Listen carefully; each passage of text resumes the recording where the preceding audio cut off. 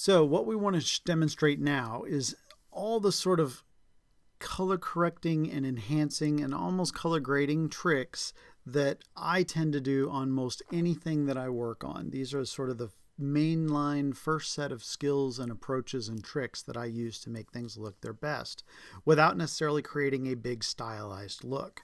I've got an example here where we have a source shot that looks like this. And then I have a finished shot that looks like this. Far easier on the eyes than the original. And as you can see, we have a color difference here, and we have a missing thing on the wall that was a little distracting. And if you'll notice, his face looks much more lit over here. As a matter of fact, this looks much more intentionally lit than this shot, and part of that is due to shadows. Shadows are your friend. The fact that there are no shadows on this wall makes it kind of boring, so I created some. Same with this wall. This is a shadow I added. This whole thing makes it feel a little more like we are in an intimate, small sort of space with this person, and it makes it a little easier and more dramatic on the eyes. All right, so how did I do it? Well, I'm going to go get my clips. If you haven't imported them already, we want to get the image fixing set. All right, which the image fixing set is located in set 2 under image fixing set. All right. And then you can just go ahead and bring all the things in. That's fine if you haven't already. All right. So I'm actually going to use my existing timeline here just for the sake of being able to quickly jump between what I did and what I showed you and then how I did it. All right. So my first version of this shot, the dressing at the mirror, looks like this. All right. So if I drag it into my timeline, which again, you can look at, your timeline can be completely empty. Mine's not. So once you've imported in the image fixing set, you can create a sequence, right? So I have a new sequences bin here for myself. So I am going to go File, New, Sequence. I have my preset. I'm going to double check that I like everything. Custom, frame rate's good. Yes, square, no fields, 1920, 1080. ProRes, I'll use the LT just to be easy, and I'm going to call this Mirror Dude. All right, so I load my Mirror Dude timeline. I go and get my shot, which I actually, if I go back to my clips and I do dressing at the mirror, I've got it here, and I grab that shot and I drop it in, and I put it at the beginning of the timeline. I hit my favorite key to sort of get it to scale. Now, I chose to do basically the beginning of the shot all the way till right before his arm comes up and blocks completely that thing that is on the wall that we don't like. Okay, so you'll notice in my shot, we don't actually stay that long on it. That is going to be too hard probably to get rid of. So we're going to be conservative about it, and we're just going to say, well, we won't use that absolute moment. You got to get a little more advanced to be able to fix him fully blocking it. But just the little bit he's doing, I don't think will be too much of a problem. This little moment we can probably fake. Or we can cover it with a cutaway if this is part of a dramatic scene. All right, but the point is, I have this shot, right? I threw it in the timeline. I'm going to make it a little thicker so I can see it. I'm going to pull the audio down because I don't need to see that. So now we can see what we're doing. All right, I still have my Lumetri color panel over here, which is good because I'm going to need it. If you don't, be sure you go to the window menu and pull up Lumetri color. If you want to be able to see the scopes at the same time, then you might want to open Lumetri Scopes, and I've got them right here. It probably won't be that applicable in what we're doing, but I just want to make sure that they're there. Okay, so as soon as I look at this shot, I say, well, it looks a little dark to me, and I don't know if the whole scene is that dark or if it's just because his face isn't well lit. We do have a window here in the shot which has a white spike, you know, it's sticking out, and you can see it right here on the scopes. So if I turn the exposure up too much, that might go too bright, but I might take it up a little and just go, that's not bad. I can't go too much higher, but that's a little better. It's not great, but I can live with that. But what's really bothering me about this shot is how green it is, right? This looks really green to my eyes. So I am going to go get the old eyedropper. I'm going to pick a white wall and I'm going to click on it, and oh, thank goodness, he has decent flesh tones now. If I go back to the raw, you can see how far we've actually come already just from our original, that looks terrible. Right? This is really poorly white balanced shot, and we were able to fix it with one click. That's pretty impressive. Again, I may look at it and say, yeah, that's better. Maybe I want to add a little saturation, give him a little flesh tone, maybe a little more. I can get too carried away, but I just want to make sure I've done that. We played with the exposure. We could decide, oh, we don't want to go any higher. I think we're pretty good with the way it is. But now we want to do several things. The first thing I want to do is I want to darken and create some shadows, right? If you remember in my example, I had nice shadows along this wall and on that wall. How did I do that? Well, I'm going to show you. If I go into this clip and I go into the effects controls, I can actually say, okay, I want to add another Lumetri color effect to this shot. This first one corrected everything. It made it white and made everything look right. All right, but I can collapse this so it's not as much, not as busy, and I can actually say I want to do another Lumetri color on this. So I'm going to go to the effects window or tab, which is right here. If you don't have it there, you can go to effects here and it will open it and put it somewhere. I'm going to go over here and I'm going to type in Lumetri, which I never spelled correctly, but that time I did. Nice.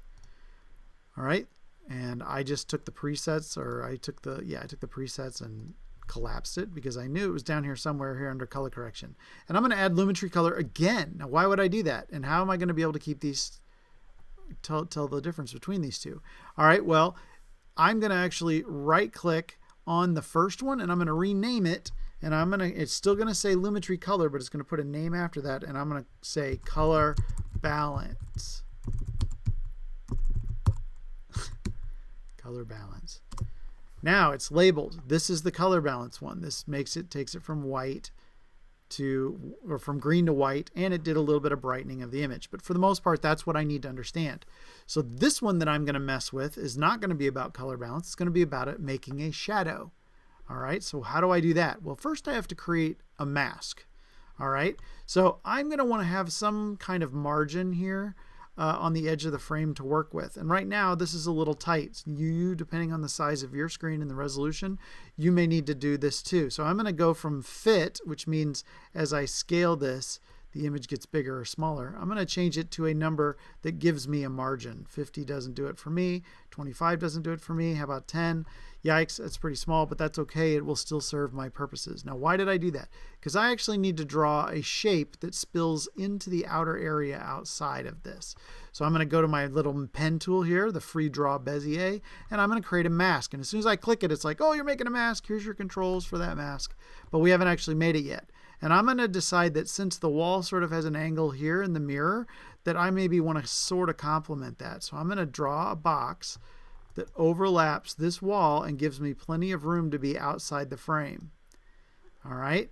Now, it didn't do anything. Well, that's because I haven't actually changed anything inside that mask. And this mask is inside this Lumetri color effect. So whatever happens is going to happen inside the box. And if it does it on the outside, the wrong thing, I can go to inverted and I can fix it. So what am I going to do? Well, what is a shadow? A shadow is just darker. So what if we take the exposure slider while we're in this mask and we turn it down? Oh, look at that. We made a shadow. Now, the only thing that's bad about our shadow, of course, is it's too harsh of an edge, right? Well, I can go to mask feather and I can pull that number out and I'll get a much smoother, much more believable shadow. Now, that's really small. Let me go back to fit so we can see what we're doing. That looks pretty good. I'll even make it a little bigger. And there it is. Now, I hate seeing the line because that gives away that it's an effect, right? So if I want to click on something not the mask, the line I drew went away. Now I can still get to it by clicking on mask and I can make adjustments to it. But I'm just going to click on the title line up here so that it goes away, and then I'm going to look and see if I like it. That's pretty good. I kind of like the fact that this echoes these lines. It works for me.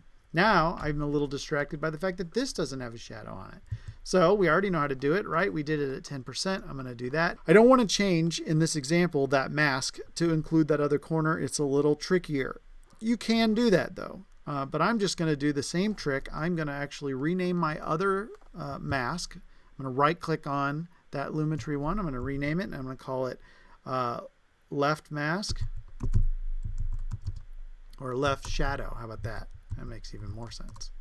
Left shadow. Now we're going to do it again. I'm going to drag the Lumetri color panel thing over there, and I actually can name it ahead of time if I want, and I can call this right shadow. All right, now I got to draw it, right? So I'm going to go over here. I'm going to say, okay, this one's a little more subtle. It's going to just kind of go down here, and I'm going to give it a nice big margin around there. I'm going to pull that exposure down as well. I maybe don't want it to go too harsh. And of course, if I don't need the edge anymore, I can blow it back up and say, let's go to feathering and let's smooth it out. And now it looks kind of nice. Yes, we like that. Look at that. That's pretty cool. All right, so now we fixed the shot. We also gave it some lighting illusion to create a little bit of depth. Now, there's another lighting illusion that we could do. We can actually fix some of his face. All right, now his face moves, so that could create a problem for us, but we're going to do our best. All right, let's see what we can get away with. So I'm going to add, that's right, another Lumetri color on there. And this time, I'm on the first frame because I want to motion track it, and it's always easier to start at either the first frame or the last frame. Because you can track backwards, it will do that. But having to go back and forth is harder. All right, and I'm going to make a mask on his face. So I'm going to go to the Bezier tool. It opens the mask thing. I'm going to go over. I'm going to say, okay. Again, I'm probably going to blend it and feather it a little bit. So I want to be a little generous. But it's his face that's bugging me. It needs more light on it. So I'm going to go like this. Maybe that point should have been up higher. Cool, and I close the mask. And then I can say, I really wish it was exposed better, right? So I can turn it up. Now, if you go too high, it's going to be completely obvious that you've done what you've done, right? So I don't want to go too high, but I want to make it a little better. And of course, this is where it's nice to see your scopes. So I can quickly jump back over to my scopes, and you'll see that as I turn him up and down, there's his face going up and down on the actual scope. All right? So I make it not look too fakey, but just enough that it feels more appealing. And then I can, of course, go back to my effects controls, and I can say, all right, let's feather that a little bit so it looks quite a little more believable. Maybe I even grab it and move it down a little. You can move things around like this, just so you know, and you can grab points and you can sort of move them and flex them a little bit if you have to. But here's the thing. I want to get it as close to what I think is right as I can.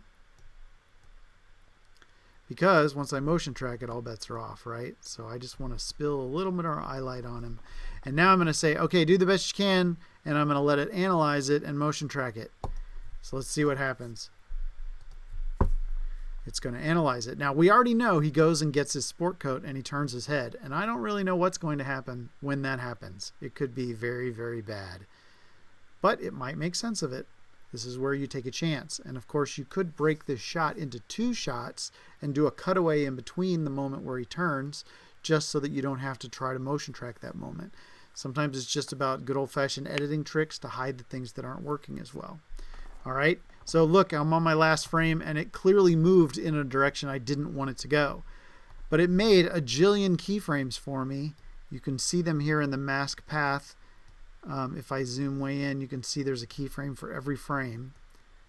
So that's kind of nuts. So let's see where it went wrong. I'm going to go back to the beginning. I'm going to pull this over so we can kind of see it, and I'm going to play it until it goes south. Looks good, looks good, looks good, looks good. He turns, it's kind of spilling. Comes back, oh, it completely lost him there. All right, so that's maybe a problem. So what I could do is I could say, all right, he comes back about here. That's pretty good. So maybe I'll blade it.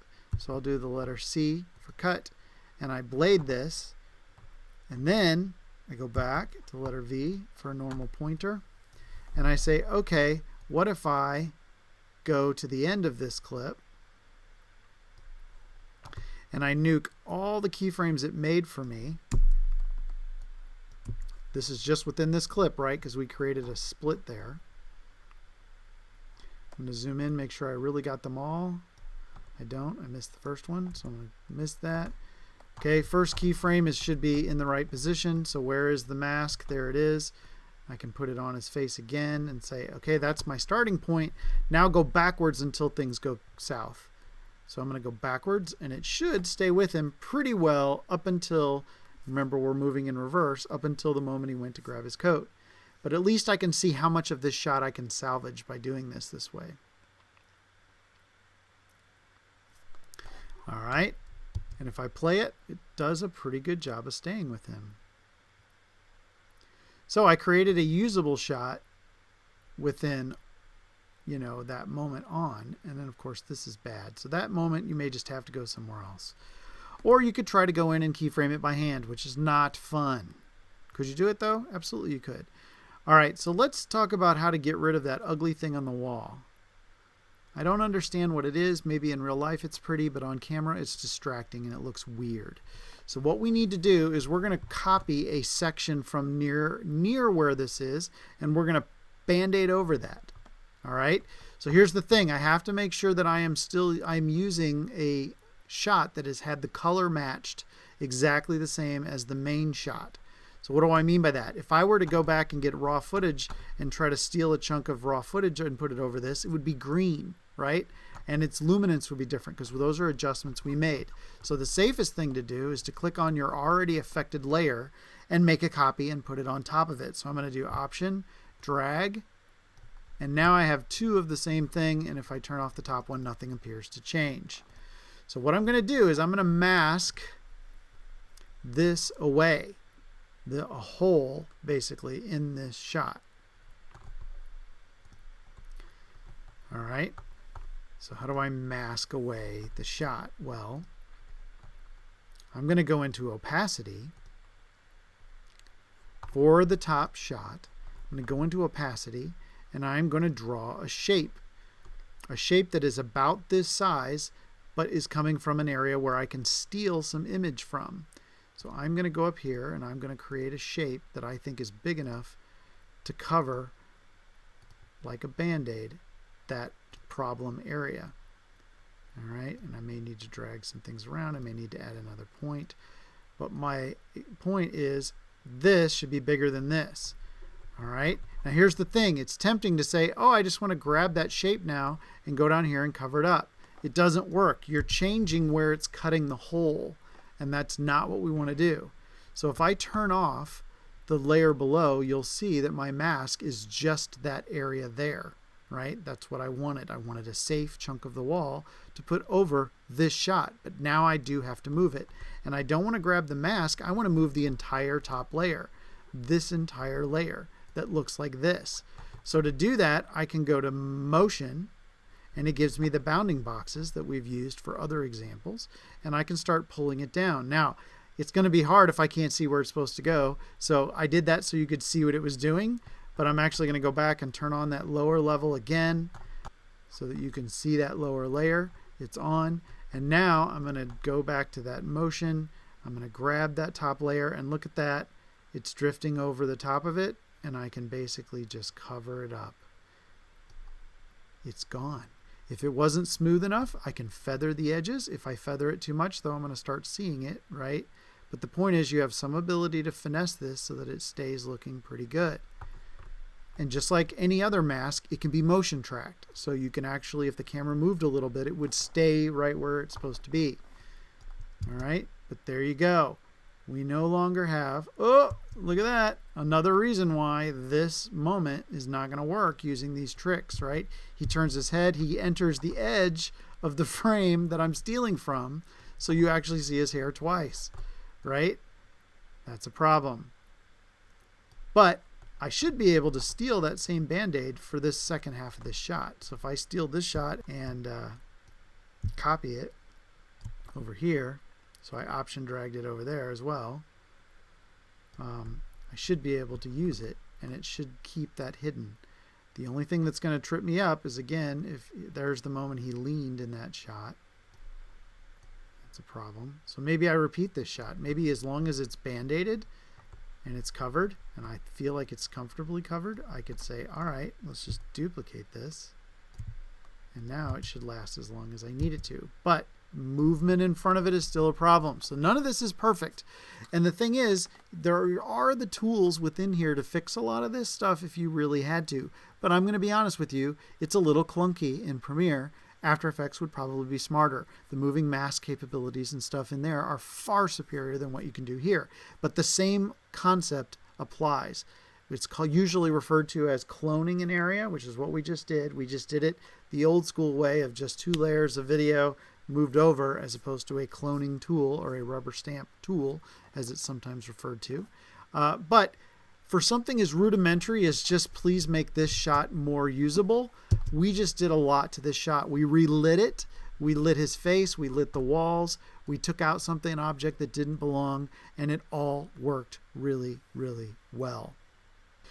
So for the assignment this week, we are going to play with a shot that is similar.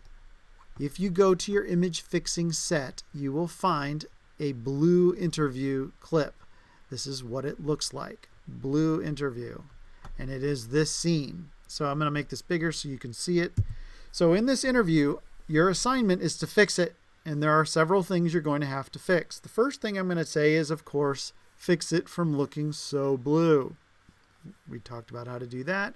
Eyedropper that bad boy, fix it so it's not blue anymore. You might want to add a little bit of saturation, maybe play with the whites and the blacks and make sure it's not going over broadcast, standards, but make this look appealing and do that sort of first pass of cleanup that you saw me do. Next, I want you to relight her face. Her face is a little dark for my taste. So you're going to do a Lumetri color layer again. You're going to mask it around her face, and you're going to motion track it from either the end of the clip to the beginning or the beginning of the clip to the end, and you're going to make that sort of follow with her. And don't make it super exaggerated. It's not like it's a bad shot, but it could stand to be a little better. All right? The next thing I want you to do is put a shadow. This corner to me is boring and distracting. So I would like to see a shadow, kind of cut the corner off here a little bit and give me a subtle shadow in this corner. Okay, so you're going to create a little shadow just like we did in my example. All right, and then the last thing I want you to do is I want you to get rid of this orange thing here in the corner. This little orange thing we'll pretend was like part of an extension cord or an external hard drive or something that was left out that we don't want to leave out. So you've got to clone something from the side of it with a second layer, and you got to do it last, right? Because you got to make sure it's been color adjusted or else it won't be a true clone. But you'll dupe up the layer and then you'll move it over and maybe do some blurring or whatever. But the goal is remove this object, give me a shadow, relight her face, and fix it from being so blue. All right. That is it. Good luck.